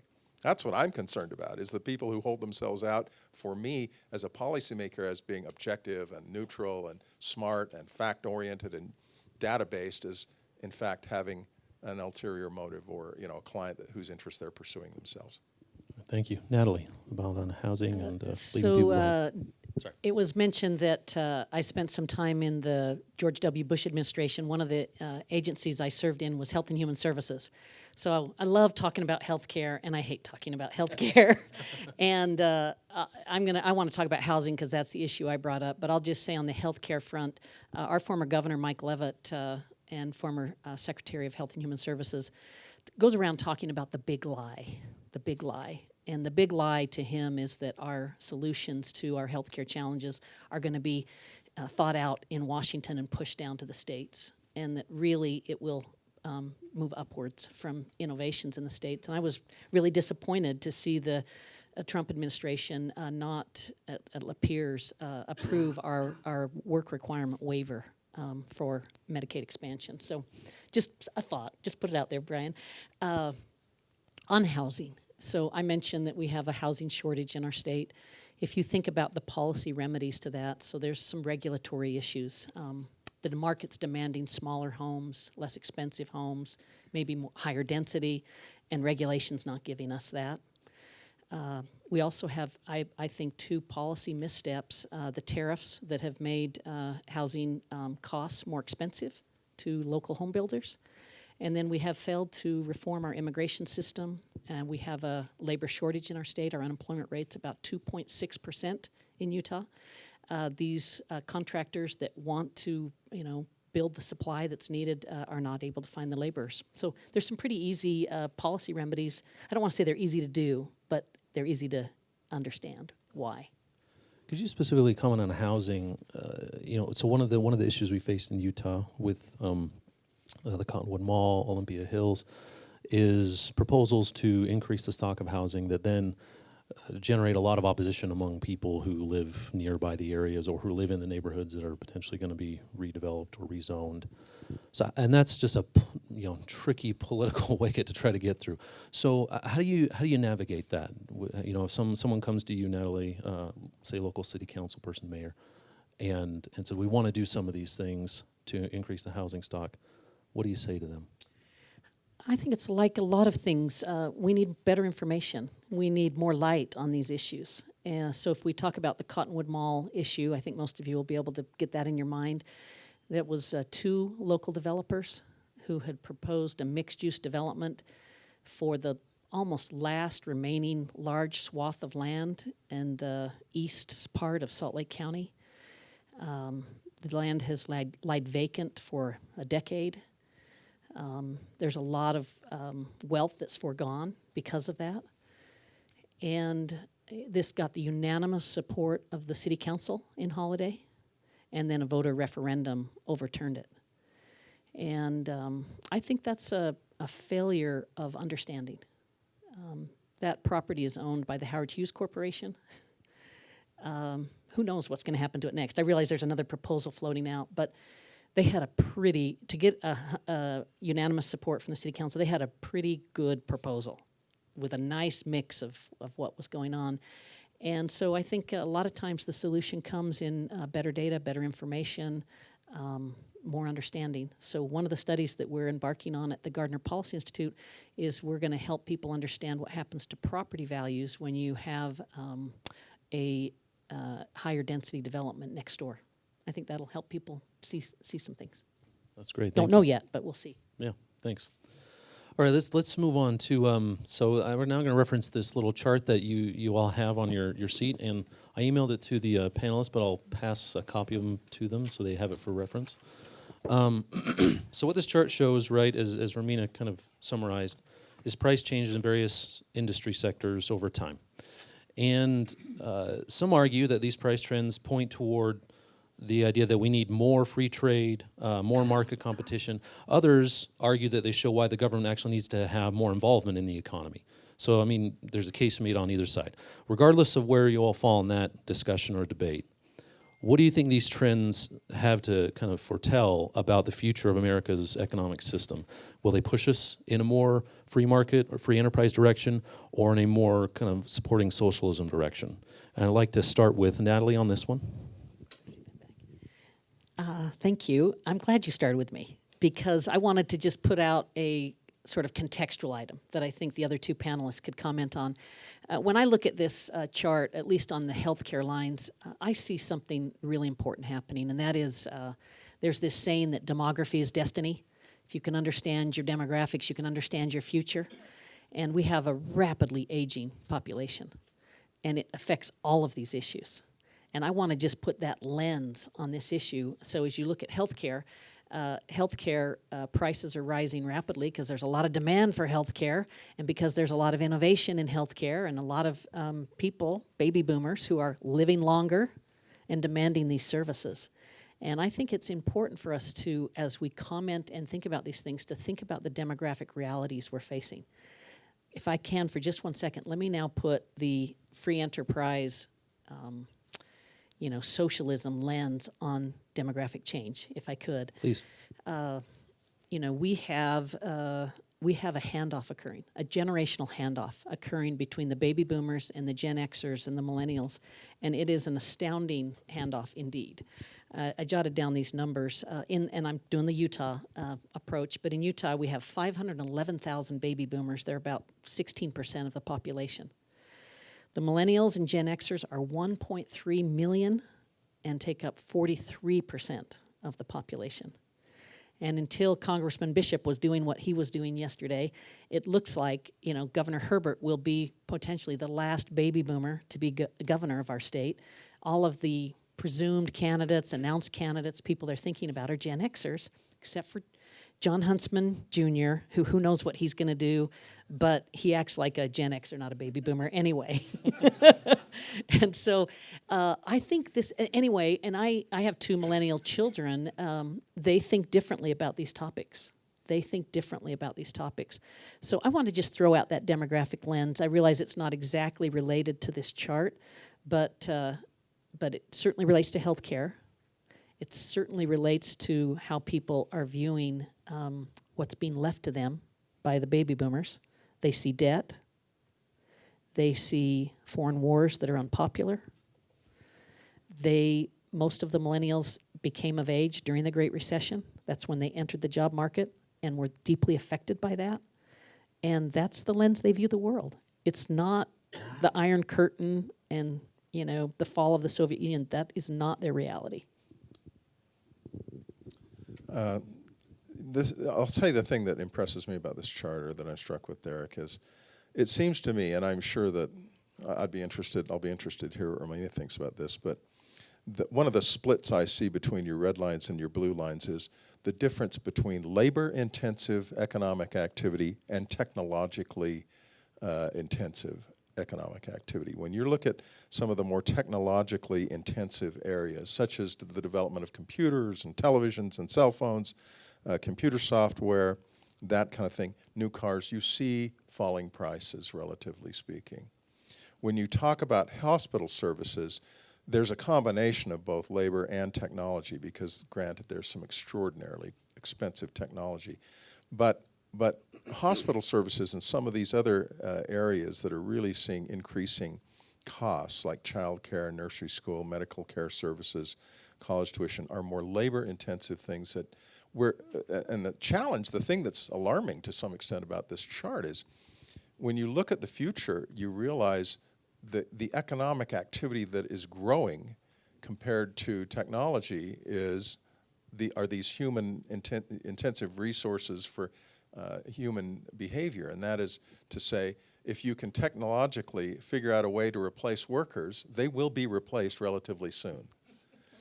And that's a good thing. I sort of look at that and say it is what it is. People have been worrying about this for a long, long time, going back to the Industrial Revolution. This is what the Luddites were all about, for those of you who know your English history.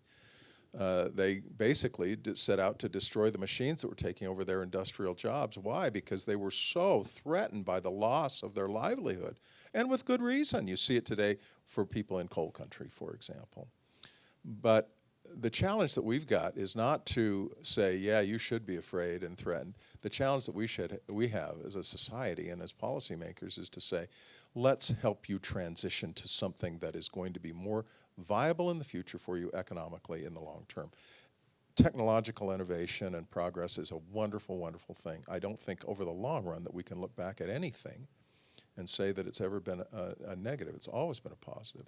And I saw Representative Stewart hold up his phone and say, I'm not so fond of this. Well, I get your point. You're not fond of what it brings into our lives and how it changes our lives and our kids' lives. But I love the technology behind my smartphone. I think everybody in this room does.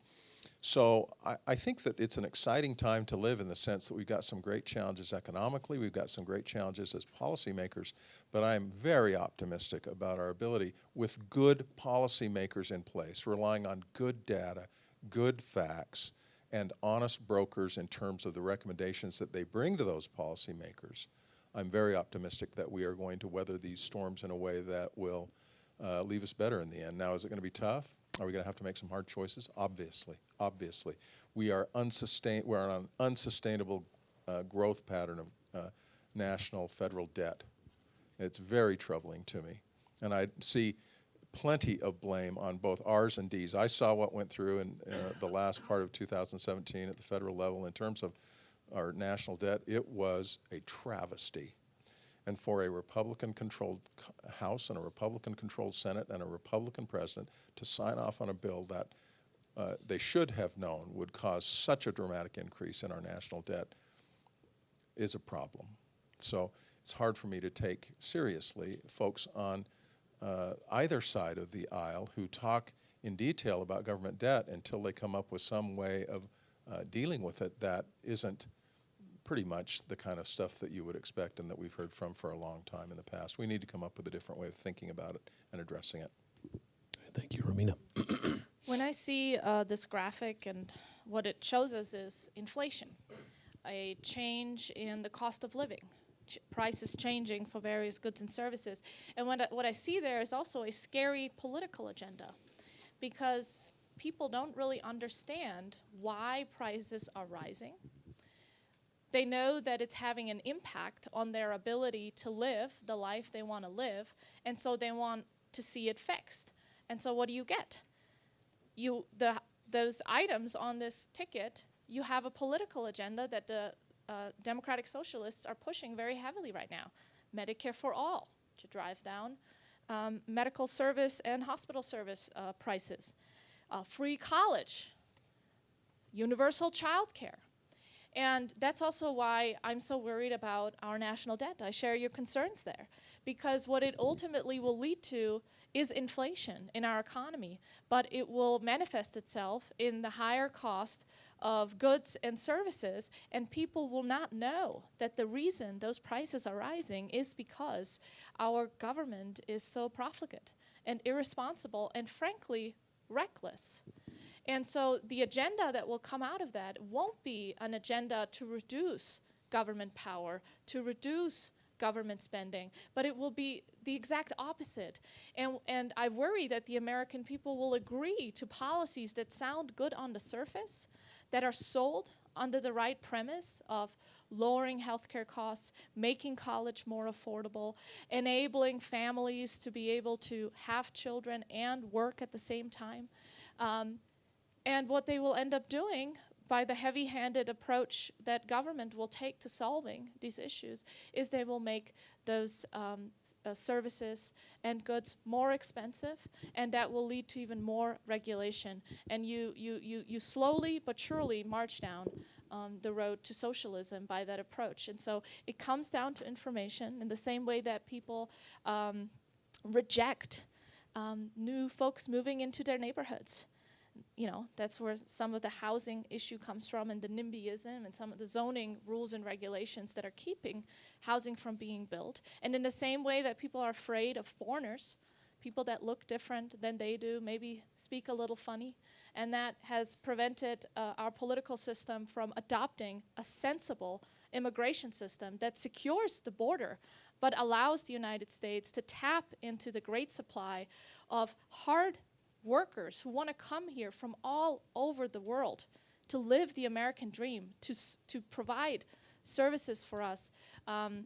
And in the same way, inflation is misunderstood and could lead to a political agenda that will undermine all that is good and that is right and all that we cherish and treasure. But that is a huge informational gap, and I don't know that we can overcome it easily. I am excited about technology, and I know that people are working very hard to figure out how to use the devices, the phones we all have, and the applications that are out there to help us become a more informed and engaged citizenry, and to make it easier for people to engage in the political process in an informed way that's also easy for them to access. And so I'm hopeful that in the next few months and years, we will be able to overcome some of these challenges because we can reach people so much more easily and efficiently. We just got to make use of it. Okay, so I'd like to actually build on what the context Natalie provided on the generational transition going on right now. So I recently have heard some discussions about a book in particular written by a millennial talking about how effectively the baby boomer generation has kind of messed over the economic situations for millennials with things of decades past. That's the broad summary. And I think there is some, intergenerational maybe resentment that goes on occasion, right? For instance, maybe it's Social Security. That's an issue we've known as an issue for a long time, hasn't been fixed by older generations, and younger generations are going to have to deal with it and fix it. So that transition as we move towards younger generations now getting older, coming into power, and leading the nation, how does that impact support for the free enterprise system or socialism? And like to start with Brian, does it increase or decrease the support? What are your thoughts? I'm peer into the crystal ball. No, I think that's a great question about what the Natalie's comment about the difference in generations. And I'm at the end of the baby boomer generation. I'm in the last 5 years or so of that time frame, and I really wish, I think that what you've seen is some irresponsible fiscal policies put in place by too many, in Washington, D.C. primarily, who are among the baby boomers. And I say that primarily because of government debt, and I do think that there have been some choices made on a local level. In most states across the country, you see one of the highest items here is college tuition. There have been choices made by higher education institutions throughout the country that we're going to increase tuition at a higher rate than the cost of inflation because, that's a policy or a choice that we're making as an institution. And it's burdening our students in a way that's really problematic, the rising generation. So I do think that it's a problem. I do think that you have some resentment, and there should be some resentment. I think that the greatest generation, the generation that preceded us, was called the greatest generation because they went through a period of shared sacrifice that was really critically important. And when you see crises happening in a society, they have a tendency to rise to the challenge. We see it over and over again. And they have a tendency to recognize that some of the things that they have been doing before that led to the crisis, have contributed to the crisis. Prosperity is something that we can't tolerate for very long, seemingly. And it's when that prosperity comes to an end that you see people looking around at each other and saying, we need to work together. Now, we hear a lot of comments about socialism, and we hear a lot of comments about government in a cast in a pejorative way. The reality is, when you have a crisis that's big enough, it's only through government action that you're going to weather the crisis. You saw that in the Depression. You saw that in the Civil War. You saw that in times of the Revolutionary War, crises happening, and people coming together. They don't just come together in a way that is sui generis, that doesn't have any form. They come together and they form organizations that we call governments at local, state, national levels, and they accomplish things. They build interstate highways. They build they put together the greatest army and air force and navy that this world has ever seen. That's something we did. They go to the moon. That's something we did. No one person did that alone. It is true what Barack Obama said. He was correct. You didn't do that alone. You didn't build anything alone. None of us learned how to read alone. None of us changed our diapers by ourselves. We all depend on each other to an extent that without each other's interdependence, life would not be worth living. So. Yeah, go ahead, Natalie. I'm just asking to go next because I think Please. Sutherland knows this, but I have a 10:55 hard stop, which is really awful because I'll walk out, and I apologize for that. You should have told me. No, you're doing great, but I apologize for that. It's just part of how my day shaped out. But on the demographic question and how you're thinking about it, I want to just pose this thought. I was making this point in front of an audience, and in the Q&A, a woman raised her hand, and she very tactfully reminded me of what the baby boom generation was once like. Because we think of the baby boom generation as, material and, I don't know. What do you think of the baby boom? Excessive, old, self-indulgent, but doing all these things. But of course, the baby boom generation at one time was free love. At one time, it was a lot of other things. It was the hippies, just all sorts of things. And the time taught the baby boom generation something. And I just throw that out as an example. I'm personally very optimistic about where the next generation will take us. I find their ideas a little bit scary, but I also think that they'll learn some things as they go through the next 20, 30, 40 years. And they've, at least in the case of the millennials that I'm familiar with, they bring a freshness to the policies, and I think we'll be just fine. And with that, I'm going to slip away if that's okay, and I'm excited to correspond with you a little bit more, Romina, and I get to see Brian all the time. For better or worse. Thank you so much. All right, thank you, Natalie. Okay, Romina, why don't you pick up there? I'll close out on the generations. I'm a little less optimistic because if you look at who are the most politically active people in our society when it comes to showing up to vote and making their voices heard with their members of Congress, the most politically active group are individuals 65 and older. And the second most politically active group are individuals 55 and older.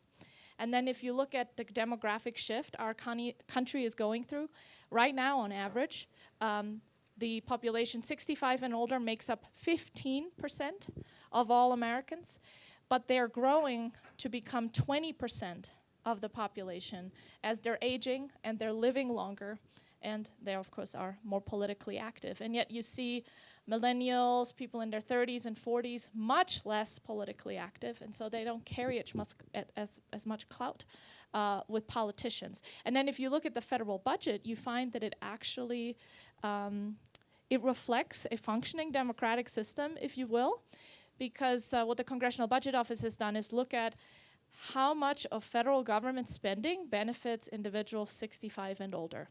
I already mentioned they make up 15% of the population, but 40 cents of every federal dollar spent benefit them in the form of Social Security or Medicare, some Medicaid as well, and a few smaller programs that provide benefits for that population. And so as they grow as a share of our population, they will only gain, I think, even more political power. And so it is so important that that generation understands that the benefits that they're receiving, contrary to their assumption, which they've been inundated with this belief all their lives, they didn't actually pay for.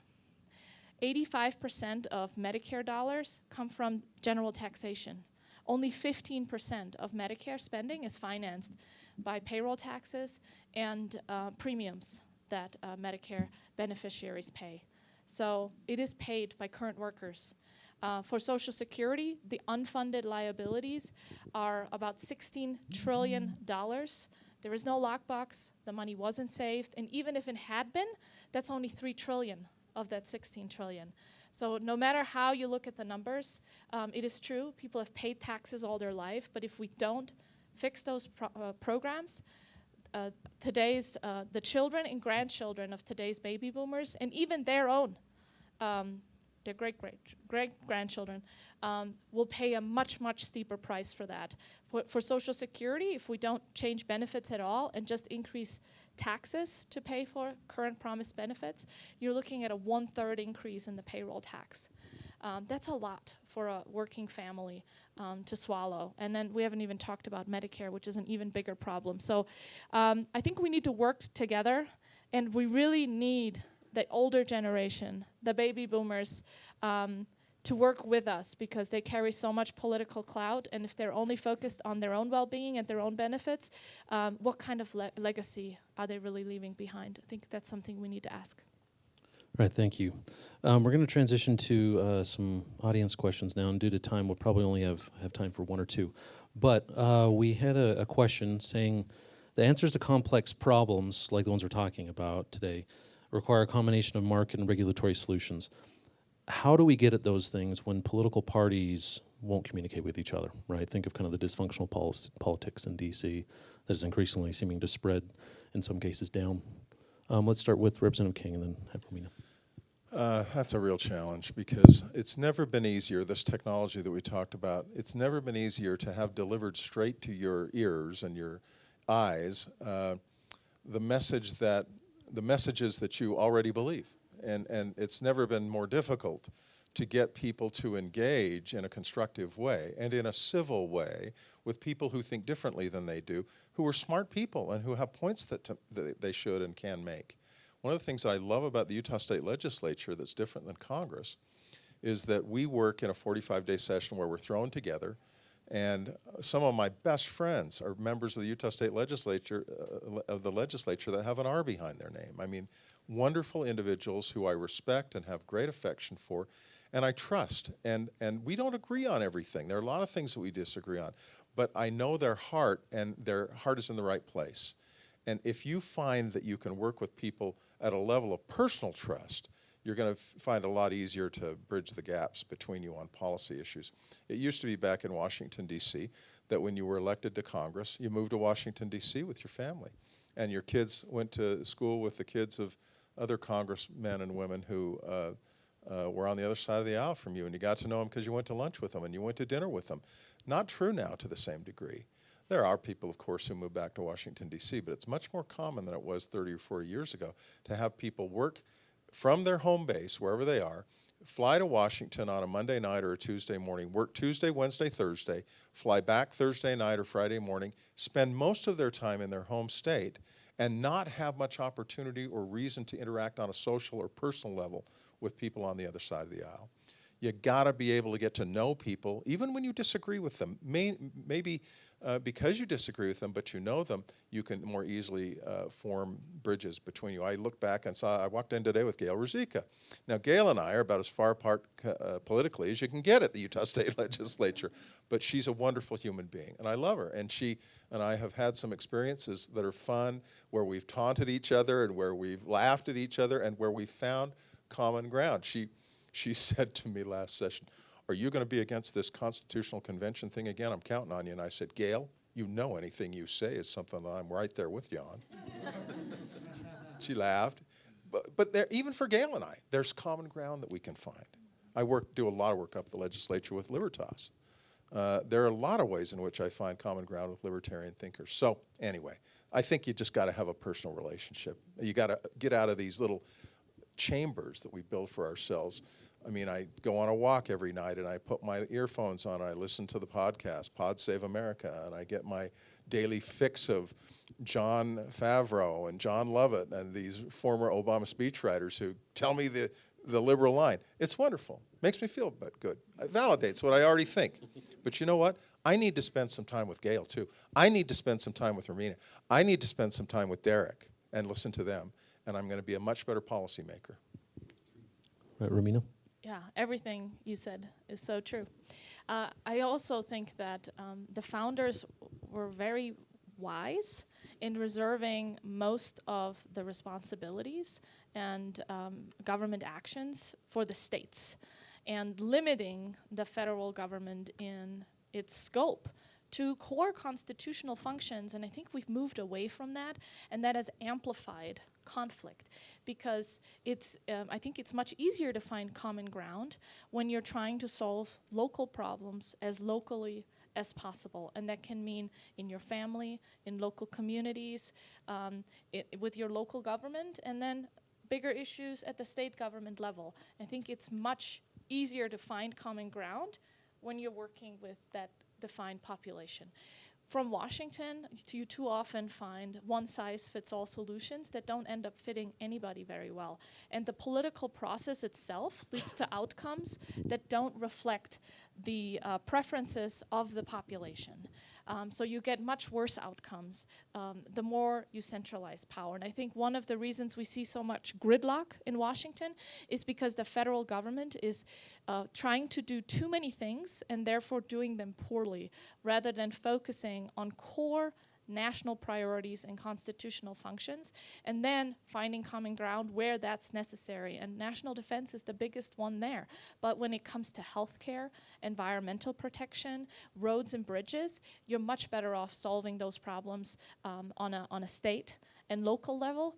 I think that we need to devolve those responsibilities back to those levels and empower citizens working together with their communities, states, and local governments to solve local issues. All right, thank you. We're going to have to wrap up due to time, so please thank our panel.